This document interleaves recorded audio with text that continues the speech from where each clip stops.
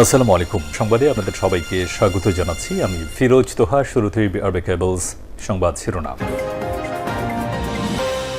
বাংলাদেশের সর্বশেষ গুরুত্বপূর্ণ আপডেট সংবাদে আপনাকে স্বাগত। শুরুতেই সংবাদ শিরোনাম, পরে বিস্তারিত। প্রথমেই জানাবো, দেশ আবার পুরনো অন্ধকারের পথে ফিরে যাচ্ছে বললেন জামাতের আমির।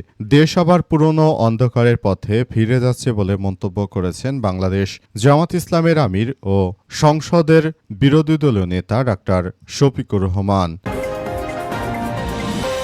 এরপর জানাবো, দৃষ্টি হারালেন আলিফ চৌধুরী। হবিগঞ্জের জাতীয় নাগরিক পার্টি এনসিপির জুলাই পদযাত্রা কর্মসূচিতে হামলায় গুরুতর আহত জাতীয় ছাত্র শক্তির নবীগঞ্জ উপজেলা কমিটির সংগঠক আলিফ চৌধুরী ক্ষতিগ্রস্ত চোখে অস্ত্রোপচার সম্পন্ন হয়েছে। চিকিৎসকরা জানিয়েছেন যে অস্ত্রোপচার সফল হলেও আহত চোখে দৃষ্টিশক্তি ফিরে পাওয়ার সম্ভাবনা নেই। আর জাতীয় চক্ষু বিজ্ঞান ইনস্টিটিউট ও হাসপাতালে আলিফের অস্ত্রোপচার সম্পন্ন হয়েছে। এদিকে ডাক্তার শফিকুর রহমান, নাহিদ ইসলাম, মামুনুল হক এক হলে বিএনপির তারেক রহমানের পতন অনিবার্য বললেন কর্নেল অলি আহমেদ। লিবারেল ডেমোক্রেট পার্টি এলডিপির সভাপতি কর্নেল অবসরপ্রাপ্ত অলি আহমেদ বলেছেন যে জামাত ইসলামের আমির ডাক্তার শফিকুর রহমান, জাতীয় নাগরিক পার্টির নেতা নাহিদ ইসলাম এবং শাইখুল হাদিস মামুনুল হক একজোট হলে এক সপ্তাহের মধ্যেই সরকার পতন অনিবার্য হয়ে পড়বে। এবারে জানাবো, দ্বিপক্ষীয় বৈঠকে খুলেছে মালয়েশিয়ার শ্রমবাজার বললেন মাহাদি আমিন। দ্বিপক্ষীয় বৈঠকে খুলে গেছে মালয়েশিয়ার শ্রমবাজার। দুই দেশের ঐক্যমতের ভিত্তিতে সব খাতের শ্রমিকদের জন্য মালয়েশিয়ায় যাওয়ার সুযোগ তৈরি হয়েছে বলে জানিয়েছে প্রধানমন্ত্রীর উপদেষ্টা এবং তার কার্যালয়ের মুখপাত্র মাহাদি আমিন।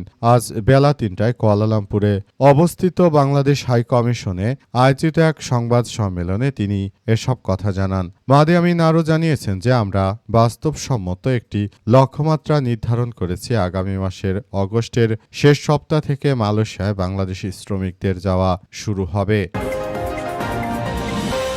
এবারে জানাবো, ৬০ লক্ষ টাকা মেলেনি মুক্তি, আরও ২৭ লাখ টাকা দিতে দেরি হয় হত্যা।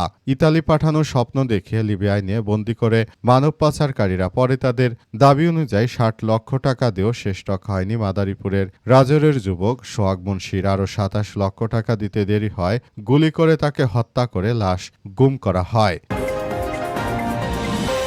এবং সর্বশেষ জানাবো, জর্ডানে মার্কিন ঘাঁটিতে হামলা, ৩ মার্কিন F-35 যুদ্ধবিমান ধ্বংসের দাবি ইরানের। ইরানের Islamic revolutionary guard corps IRGC দাবি করেছে জর্ডানের আল আজরাক বিমান ঘাঁটিতে ক্ষেপণাস্ত্র হামলায় যুক্তরাষ্ট্রের ৩টি শক্তিশালী স্টেলথ ফাইটার জেট F-35 বিমানকে ভূপাতিত করেছে ইরানের ইসলামী বিপ্লবী গার্ড বাহিনীর সদস্যরা। মার্কিন যুক্তরাষ্ট্রের এই শক্তিশালী ৩টি যুদ্ধবিমানকে ধ্বংস করার পাশাপাশি আরও বেশ কয়েকটি যুদ্ধবিমানকে তারা একদম ধ্বংসের কাছাকাছি নিয়ে গেছে। প্রিয় দর্শক, এতক্ষণ শুনছিলেন সংবাদ শিরোনাম, এবারে বিস্তারিত।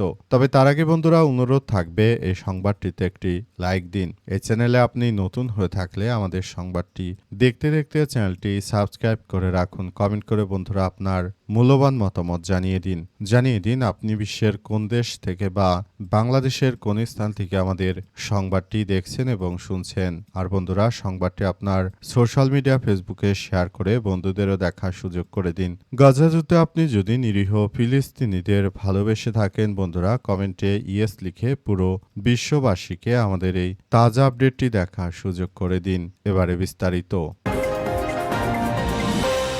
বাংলাদেশ আবারও অন্ধকারের দিকে ধাবিত হচ্ছে বললেন জামাতের আমির। বাংলাদেশ জামাত ইসলামের আমির ডাক্তার শফিকুর রহমান জানিয়েছেন যে বাংলাদেশটাকে আবারও ধ্বংসের দিকে ঠেলে দিচ্ছে বর্তমান সরকার।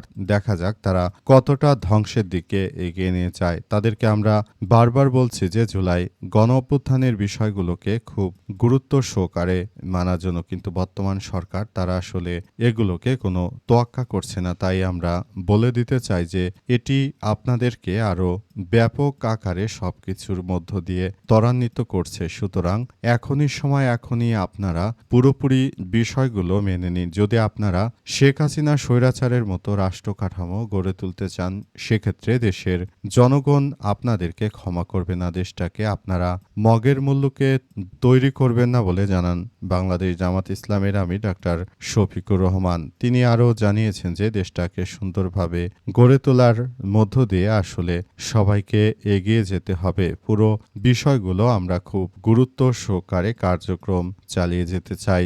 অবস্থায় সবাইকে আরও বেশি দায়িত্বশীল ভূমিকা পালন করতে হবে। যে কোনো মূল্যে এই ধরনের কার্যকর ভূমিকাকে আমাদের সবাইকে আরও গুরুত্ব সহকারে দেখভাল করতে হবে বলে উল্লেখ করা হয়েছে। বাংলাদেশ জামাত ইসলাম আর এই ধরনের স্বৈরতন্ত্রকে কখনোই মেনে নেবে না। যদি দেশের জনগণের গণভোটের গণরায়কে আপনারা মেনে নিতে না পারেন, সেক্ষেত্রে দেশের মানুষ আপনাদের ব্যবস্থা করবে, আবারও রাজপথে নামতে বাধ্য হবে দেশের মানুষ বলে জানান ডাক্তার শফিকুর রহমান। তিনি আরও জানিয়েছেন যে দেশের প্রতিটি মানুষ উদাত্ত আহ্বানে রয়েছে যে কখন আমাদের ডাক পড়বে, কারণ আমরা এই মুহূর্তে যদি সরকার পতনের ডাক দিতে বাধ্য হই, সেটি কিন্তু শেখ হাসিনার মতো সরকার পতন করেই কিন্তু তারপর আমরা রাজপথ থেকে উঠব। সুতরাং এখনই সময়, এখনও যদি এই বিষয়গুলোকে, এই ধরনের কার্যক্রমগুলোকে আপনারা আসলে মেনে না নেন, ভবিষ্যতের জন্য একটি সুন্দর ও সমৃদ্ধির একটি রাষ্ট্র কাঠামো যদি আপনারা গড়ে তুলতে না পারেন, সেটি আপনাদের জন্য এক ভয়াবহ বিপর্যয় পরিস্থিতি ডেকে আনবে। দৃষ্টিশক্তি হারালেন আলিফ চৌধুরী। হবিগঞ্জে জাতীয় নাগরিক পার্টি এনসিপি জুলাই পদযাত্রা কর্মসূচিতে হামলায় গুরুতর আহত জাতীয় ছাত্রশক্তির নবীগঞ্জ উপজেলা কমিটির সংগঠক আলিফ চৌধুরী। ক্ষতিগ্রস্ত চোখে অস্ত্রোপচার সম্পন্ন হয়েছে। চিকিৎসকরা জানিয়েছেন যে অস্ত্রোপচার সফল হলেও আহত চোখে দৃষ্টিশক্তি ফিরে পাওয়ার সম্ভাবনা নেই। জাতীয় চক্ষুবিজ্ঞান ইনস্টিটিউট ও হাসপাতালে আলিফের অস্ত্রোপচার সম্পন্ন হয়েছে। মূলত বিএনপির এই সন্ত্রাসী রাজনৈতিক দলটির কারণে আবার একটি অকালে ঝরে গেল একটি ছেলের জীবনের প্রদীপ। তার অন্য চোখের অবস্থাও গুরুতরভাবে জখম করা হয়েছে। এই ধরনের ঘটনা শুধুমাত্র বিএনপির সন্ত্রাসীদের দ্বারাই সম্ভব। একটি মানুষকে কিভাবে হত্যা করা যায়, কিভাবে তাদেরকে এইভাবে রক্তাক্ত করা যায়, এমন ঘটনা শুধুমাত্র বিএনপির পক্ষেই ঘটানো সম্ভব। যে বিএনপির নেতাকর্মীরা 17 বছর বনে বাদারে ধান খেতে ঘুমিয়েছিল, যে শিক্ষার্থীরা আন্দোলন করে ফেরত এনেছে, বিএনপিকে ক্ষমতায় বসিয়েছে, এখন তারাই সেই শিক্ষার্থীদের বিরুদ্ধে হামলা করছে। কতটা নেমোখারাম রাজনৈতিক দল এই তারেক রহমান। তারেক রহমানের মতো একজন নেমোখারাম রাজনৈতিক দলের নেতার কাছ থেকে দেশের জাতীয় নাগরিক পার্টি এনসিপি নেতাকর্মীরা এর থেকে কি ভালো উপহার পাবে? আলিফের দুইটি চোখই তারা অন্ধ করে দিয়েছে। এক চোখ দিয়ে কোনো মতে ঝাপসা করে তিনি কিছু দেখলেও তার বাঁ চোখ পুরোপুরি নষ্ট করে দিয়েছে। আজ জাতীয় চক্ষুবিজ্ঞান ইনস্টিটিউটে ডাক্তার সামিয়া নুজহাত জানিয়েছেন, রোগী নিশ্চিতভাবে বলতে পারেননি কি দিয়ে তাকে আঘাত করা হয়েছে, তবে ধারণা করা হচ্ছে যেমন পাথর বা ইটের টুকরা কিংবা লোহার রড দিয়ে তার চোখে আঘাত করে তার দৃষ্টি শক্তি একদম নষ্ট করে দিয়েছে সন্ত্রাসী বিএনপি। সন্ত্রাসী বিএনপি 2001 থেকে 6 সালে যখন ক্ষমতায় এসেছিল, তখনও তারা এমনভাবে রাষ্ট্র পরিচালনা করেছিল, তখন দুর্নীতিতে বারবার তারেক রহমান 1 নম্বরে চ্যাম্পিয়ন করেছিল, হাওয়া ভবন বানিয়েছিল। এবার ক্ষমতা আসার পর আবার নতুন করে হত্যাকাণ্ড শুরু করেছে এই তারেকের নেতৃত্বে। তারেক রহমানের মতো একজন এই ধরনের প্রধানমন্ত্রী বাংলাদেশের মানুষের জন্য এক অভিশাপ হিসেবে এসেছে। যখন থেকেই তারেক রহমান ক্ষমতায় এসেছে, তখনই হামে অসংখ্য মানুষ মারা যাচ্ছে, চাঁদাবাজিতে, ছুরিকাঘাতে, এমনকি প্রশাসনের সদস্যরা মারা যাচ্ছে। তারপরও এদের মন ভরছে না। আবারও খুব দ্রুত বাংলাদেশকে দুর্নীতির প্রথম দিকে নিয়ে যাবে মনে করা হচ্ছে। দেখা যাক শেষ পর্যন্ত এই পরিস্থিতি কোন দিকে গিয়ে দাঁড়ায়। শফিকুর রহমান, নাহিদ ইসলাম, মামুনুল হক এক হলে বর্তমান তারেক রহমানের পতন অনিবার্য বললেন কর্নেল অলি আহমেদ। লেবারেট ডেমোক্রেট পার্টি এলডিপির সভাপতি কর্নেল অবসরপ্রাপ্ত অলি আহমেদ বলেছেন যে জামাত ইসলামের আমির ডক্টর শফিকুর রহমান, জাতীয় নাগরিক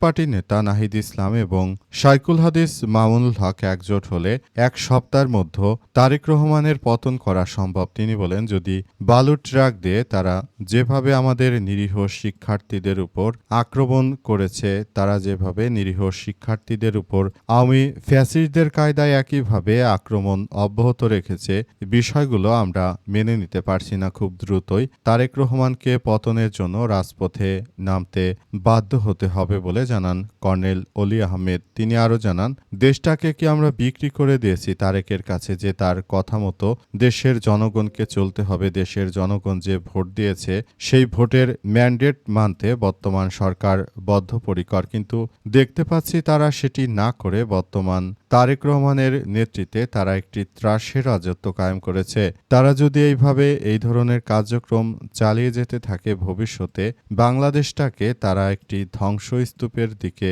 ঠেলে দেবে বলে জানান তিনি আরও মনে করেন, দেশটাকে তারা ধ্বংসস্তূপের দিকে ঠেলে দেওয়ার জন্য এই ধরনের কার্যক্রম শুরু করেছে। দেশটাকে একটি ভয়াবহ বিপর্যয়কর পরিস্থিতির মধ্য দিয়ে যেতে হচ্ছে। তারেক রহমানের মতো একজন অযোগ্য প্রধানমন্ত্রী বাংলাদেশের জন্য খুবই মারাত্মক এক বিপর্যয়কর পরিস্থিতির সৃষ্টি করতে পারে এবং সেটি খুব দ্রুততম সময়ের মধ্যে আপনারা দেখতে পাচ্ছেন। ক্ষমতার 5 মাসের মাথায় তারা দেশে এমন কিছু ঘটনা ঘটিয়েছে যেটা আসলে 5 বছর ক্ষমতায় থেকে অনেকে সাহস করে না।